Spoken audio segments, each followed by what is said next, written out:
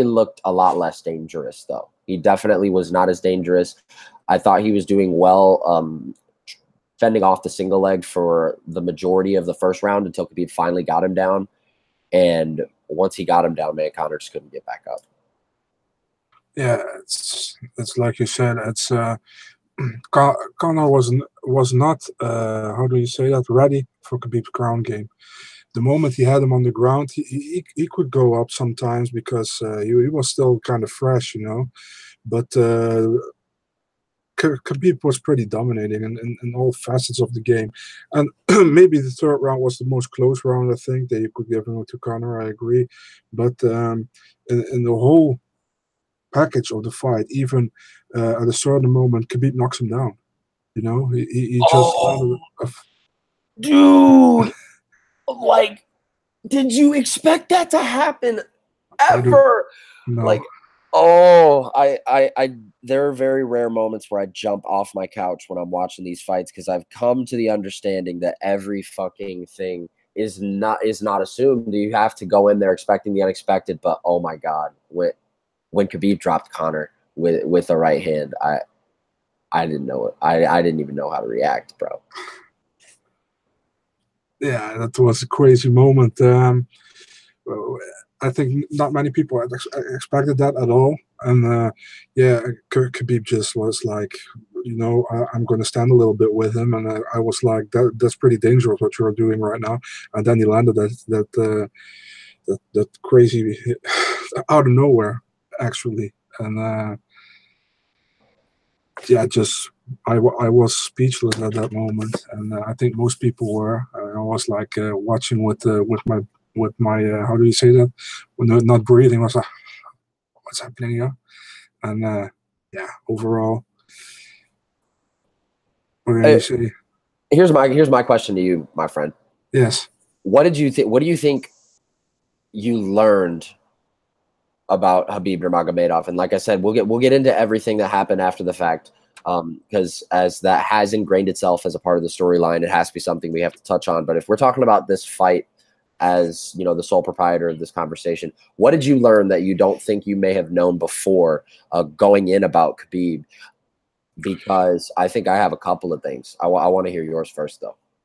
Mine, I know he had a strong mind. There was nothing that surprised me, man. I mean, his ground control is good. That also didn't surprise me. It was that punch that surprised. It surprised me maybe that he was standing with Conor when he knew I'm much better on the ground than Conor. Let's be honest, he's much better on the ground than Conor. Conor McGregor is a more how do you say, a more technical striker than Khabib, and is better, significantly better than Khabib on the ground on the stand-up. But Khabib landed that shot, and I didn't expect it. The third round was pretty much, I was like, why he keeps this standing, you know? And I was like, that's pretty risky, actually. You know, that was my opinion at that moment. And yeah, that was what surprised me about this. Not really much, man. I mean, we know Khabib, we know how he sees the fight, and that was pretty much it for me. Why? Just tell me your opinion.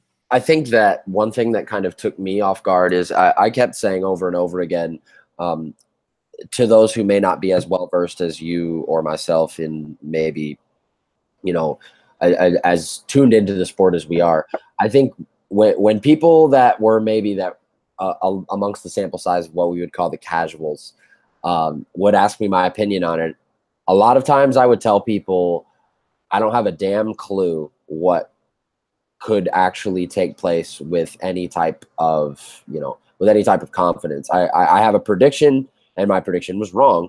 But I don't, as far as like, what do you think is going to happen? Who the hell knows? But I did know for sure that the X factor in this fight that was going to determine who was going to win the fight, and I think I said it on our pre-card episode, was if and when Khabib took Conor down, how long was it going to take for Conor to get back up? And not only that, can Conor get back up at all? And I think that question was answered emphatically. Conor did manage to get back up on a couple of occasions, but he spent a lot of time with Khabib in top control. And tell me this too. I noticed this in the second round when Khabib was flurrying. If that fight was not the fight that it was, is that fight getting stopped? Not not by Herb Dean. Oh, okay. So you think it was just Herb Dean as an individual? He kind of lets fights go a little bit longer like that. That looked like that fight was dangerously close to being stopped, in my opinion, just because Khabib was landing some absolutely heavy top shots from up top. It's really from the perspective of the referee at that moment. You know, some referees come in early and some don't. Personally, it's a championship fight, so I'm like, you can let it go a little bit longer. I didn't have a problem with this thing. You know, it's okay to me. It's another thing with if you can remember Chris Weidman against Luke Rockhold 1, when also Herb Dean was the ref. That was horrible in my opinion. You know, that was like ground and pound for 1 minute from how was that from full mount, and that was horrible. But I could see this. You know, I could see this. It was not a big problem. The only thing I thought that Herb was wrong with is that he didn't call the shot, the knee to a down opponent when Khabib was on corner. He didn't call the glove grabbing multiple times. He didn't call the toes from Conor McGregor inside the cage where he crawled. He also didn't call that. So that was pretty much that bothered me with that. But overall, the thing what you say with it could be stopped. I can see that as well, but it's not a big problem to me actually. Yeah, no, me neither. I'm not trying to wave the flag, you know, for Khabib to earn a second round TKO and rather than a fourth round submission, because being 27-0 and having your first lightweight championship defense over Conor McGregor is going to carry the same merit, whether that fight went to decision or whether Khabib finished him in the first round. Let's just say that again. Let's just put that distinction into the air, that we talked endlessly about resumes in this fight too, going into it, is that Conor McGregor clearly had the better resume. You know, he had the win over Alvarez. He had the win over Aldo. You know, he didn't have to take the Diaz rematch, and he also didn't have to take either of those fights at 170, and he did anyway and split them. I think it was undoubtable that Conor held the more impressive resume on the MMA circuit with Khabib. I'm not saying Khabib hasn't beaten anybody. He definitely has. You know, he's got wins over RDA and Barbosa. But for a resume to kind of stick out now as the champion in the world's most stacked division in the sport, as a 27-0 fighter, coming off your first title defense against Conor McGregor, I mean, I can't really even formulate into words how impressive just having that type of title is for a guy like Khabib, man. Yeah, but you also have to take and mention that Conor also only fought 2 times at 155 in the UFC. Yeah. He got a title shot right away, which I still think, and that's not hating on Conor McGregor, was absolutely ridiculous at the moment of time, because that division was stacked and is still stacked with contenders, you know. And is it the best division in the world? For me, it is years already. I think so too. People say middleweight sometimes, but I think I go with lightweight. Middleweight is good as well. Middleweight, I think middleweight's good. I stacked as lightweight though. I would even put welterweight. I would even put welterweight higher than middleweight. And maybe I could make an argument bantamweight too. Let's put it this way: the top 25 lightweights would all be ranked as if they were heavyweights. Oh yeah, no, undoubtedly. I like the middleweight division though, as far as up and comers are concerned. I think middleweight is stacked with a lot of up and coming talent.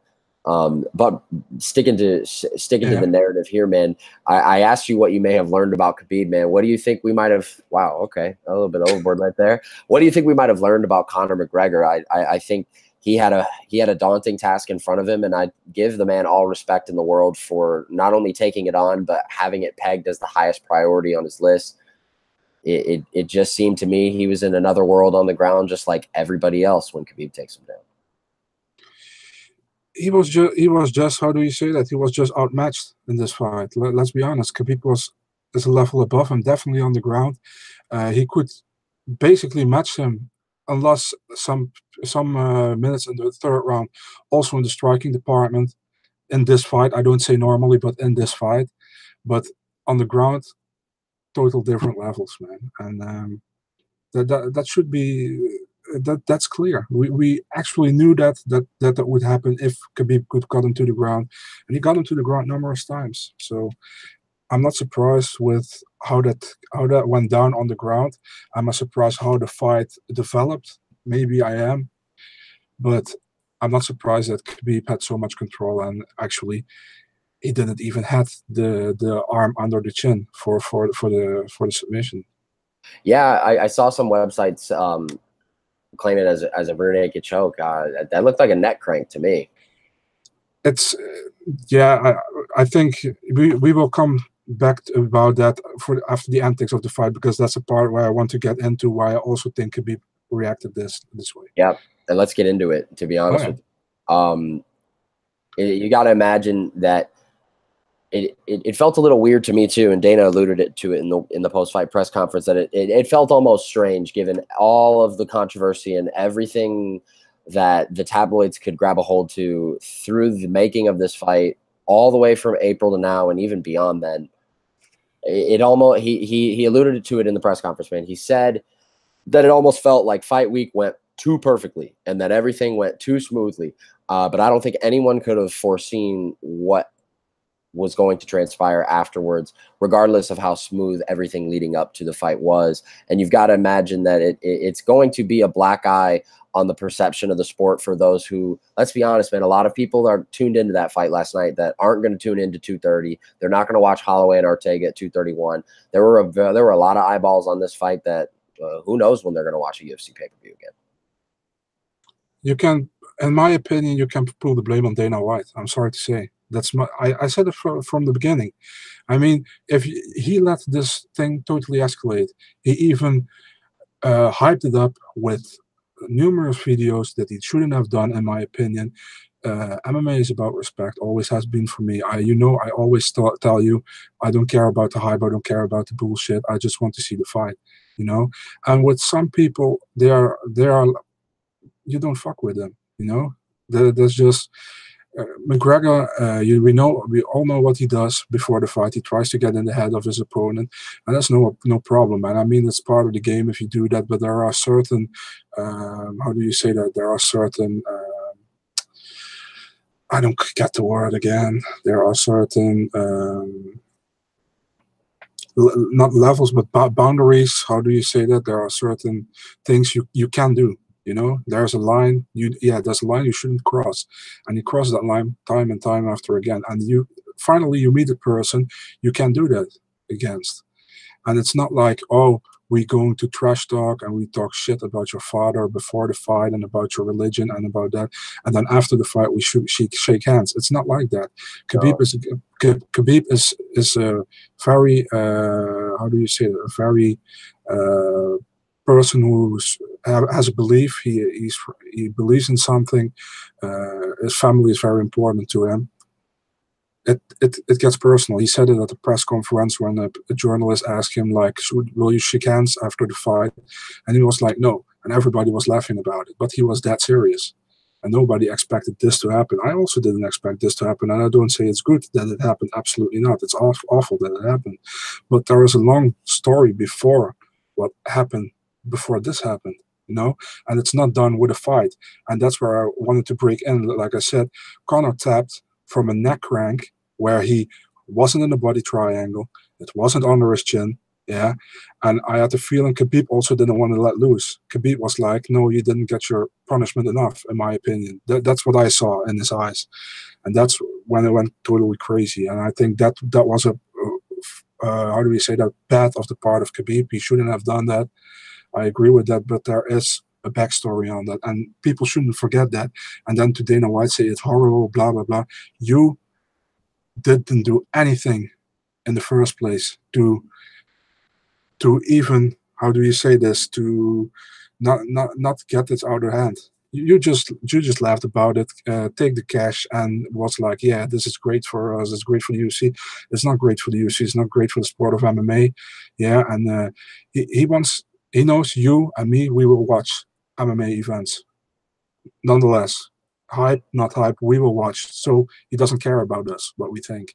But he cares about the casuals who don't watch every MMA fight, but watch this fight, who will make him money.